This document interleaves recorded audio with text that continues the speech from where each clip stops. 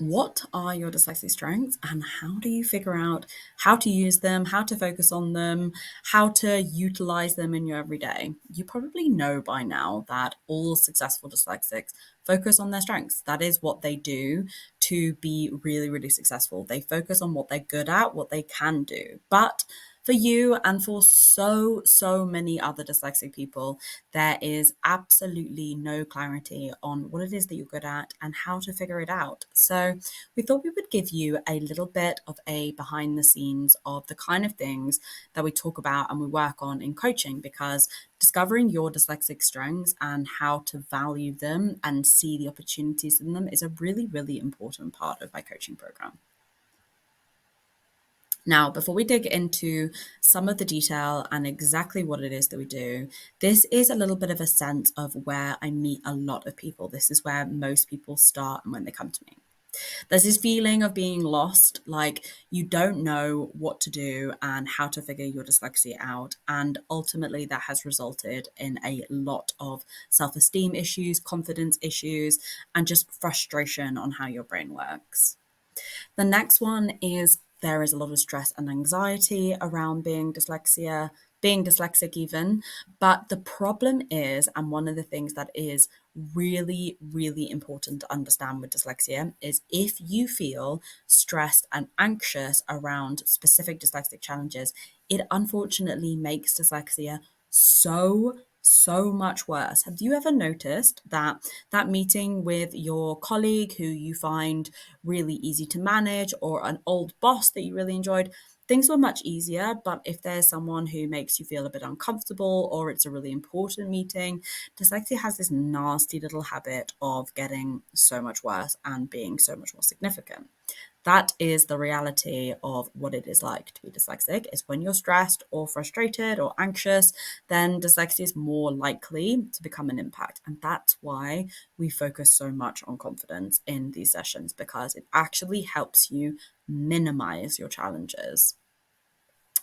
And then finally, often a lot of people feel like their career has been quite heavily impacted by dyslexia, whether or not it's past situations or a desire to kind of turn the dial up on your career, like you want to go for a promotion or figure out a new career path. Often a lot of people don't feel clear on what their strengths are and what they're good at and how to kind of craft their career around that, or to figure out, like, can I do this job? Will I be good at this? Can I do this? And so figuring out your strengths is a really important part of that process. Now, let's get straight into the good stuff. Like, what is it that you need to know and how do we figure this out? Now, when we're talking about the dyslexic strengths, I'm just going to pick one as an example to get really specific.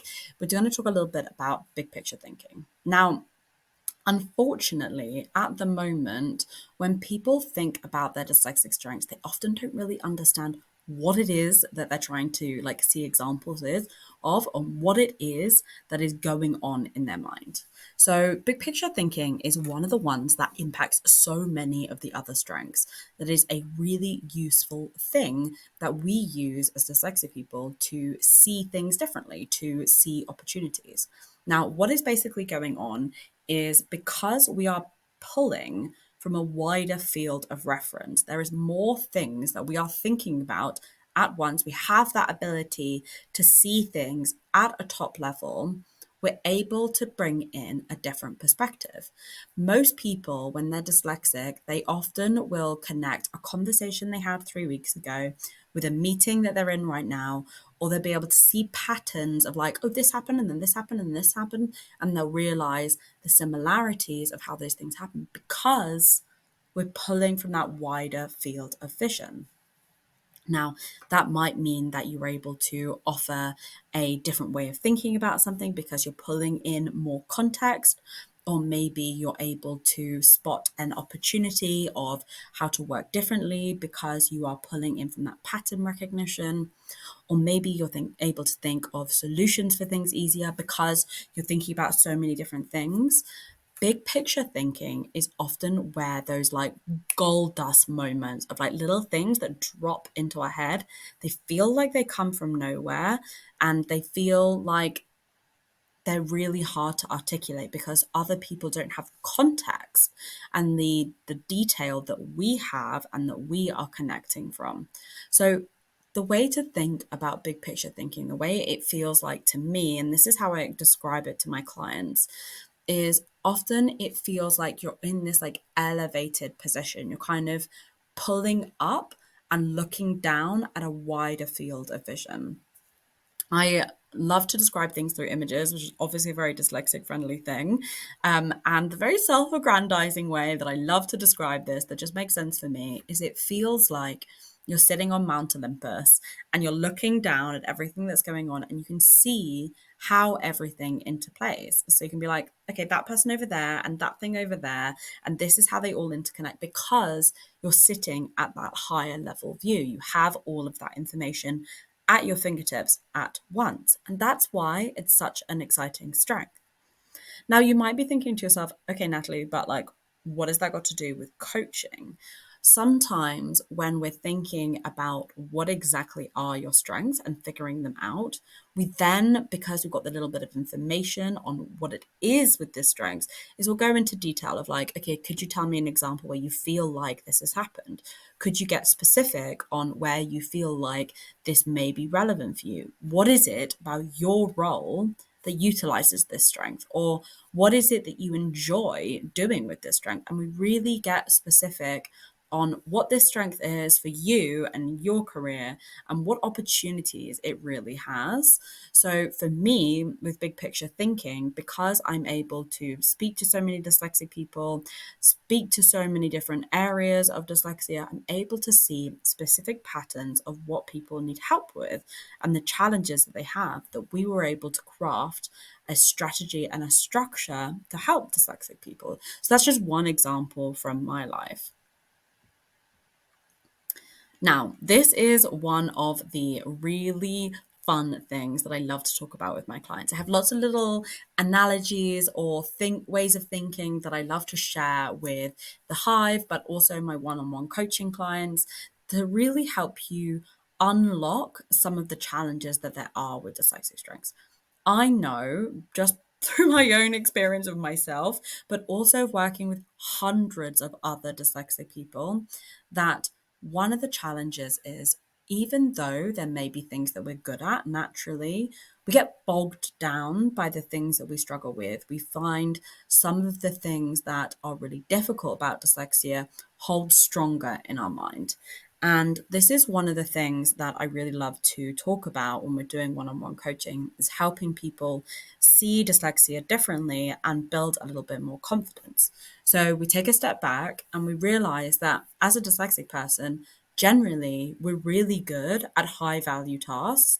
And there's a lot of high value tasks that we find easy, that are really important and they add value. They're considered a specialist skill or something that is very sought after.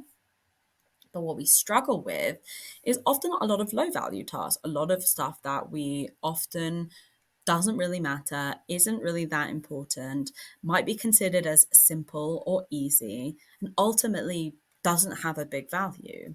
Now, again, the specifics with coaching is that we're getting really granular in your role. Like, what are your low value tasks that you're really struggling with?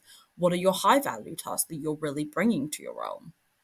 So an example of that might be you may have improved a process or a system because you're able to see the big picture and see all the elements of something that's going into a structure and a system. And you're able to be like, no, hang on. Why don't we just do it like this? That makes more sense.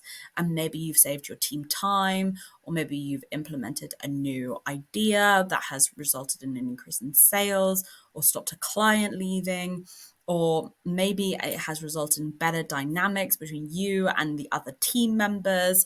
Maybe there is something there that you've added that is really high value. And remember, coming up with ideas, simplifying things, seeing opportunities, they're high value. They're things that really move the needle and make a difference. And they're considered hard as well. It isn't easy to come up with good ideas, and we find them easy. They are things that we do without thinking, without realizing, without really appreciating the value that we are bringing to the table. So we're really good at high value tasks. But often what we really struggle with is low value tasks. Now, that might be remembering the date of a meeting, that might be sending us an email without any spelling mistakes, forgetting an attachment, maybe getting a little bit overwhelmed with the number of like things we have on our plate and prioritizing what we have to do, procrastinating a lot. All of these things do need to be done and they are important. I'm not saying they're not important, but they're just low value. They're not going to result in your team hitting their target.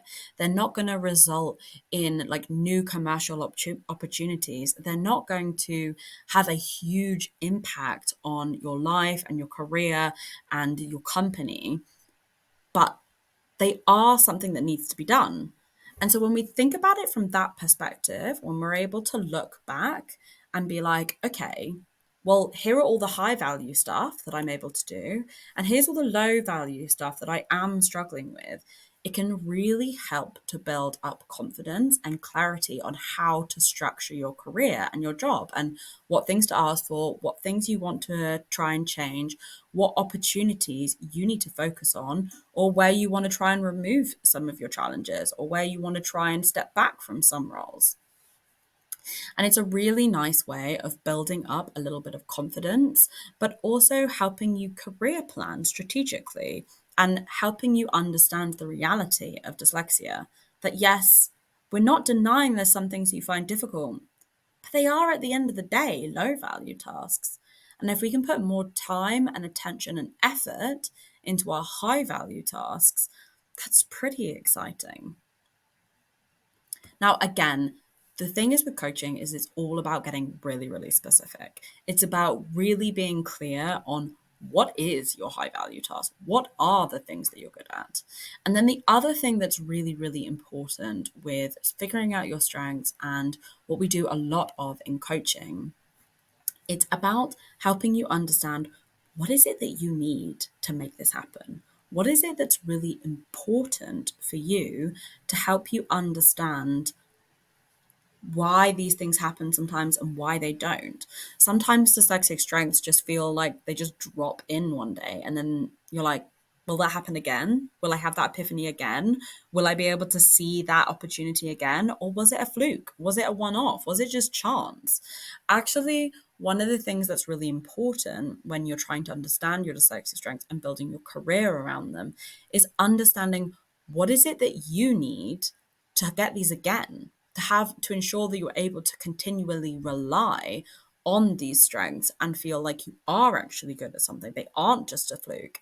And so figuring out what it is that you need to really utilize these strengths is really, really important, because just saying to yourself like, okay, yeah, one time I did have a good idea is not enough. We need to go deeper than that and have a structure and a system to be like, yes, this is what I need to really make my strengths shine.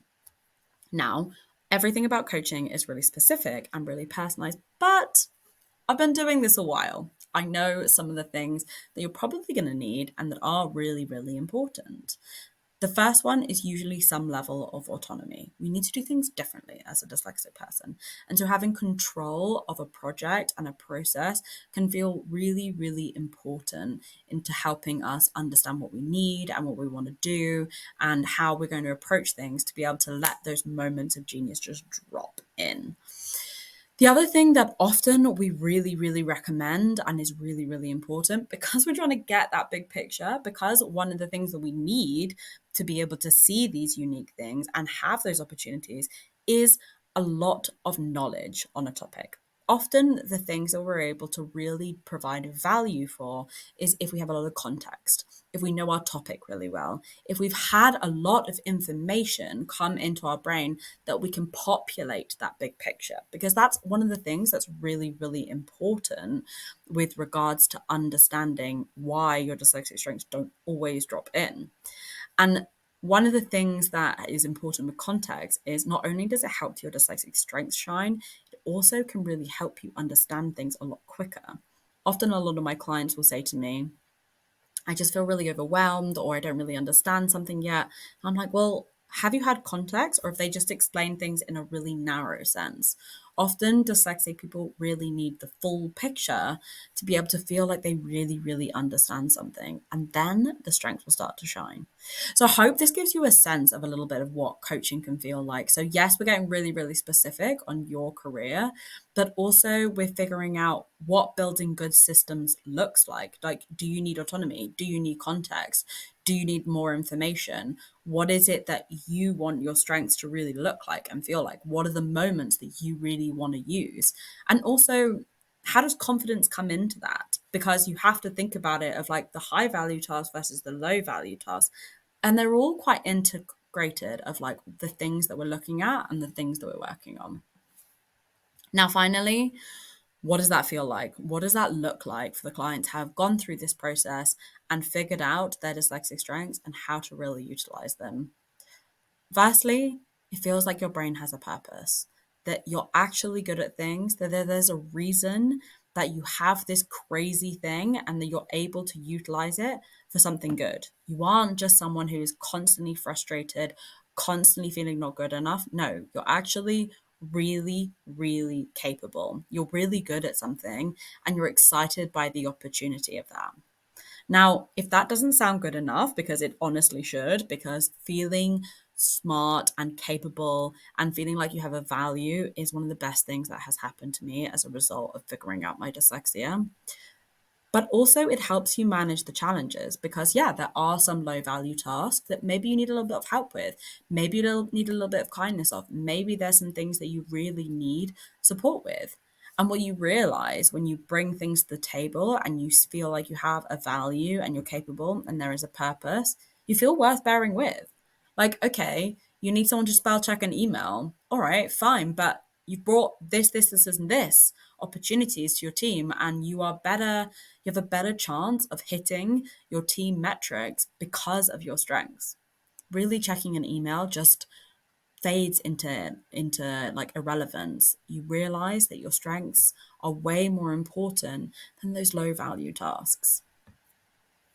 I hope you found this useful and this has been an interesting overview on exactly the kind of things that we talk about and we teach both inside of the Hive and also how specific we get with regards to one-on-one coaching. If this is something you're interested in and you want to learn more about one-on-one coaching and how it might be helpful for you, we actually do a free 15-minute call to learn all about our program, how we work, what exactly is included within one-on-one coaching, and you can find all the details out for that in the button below. Thank you so much for listening.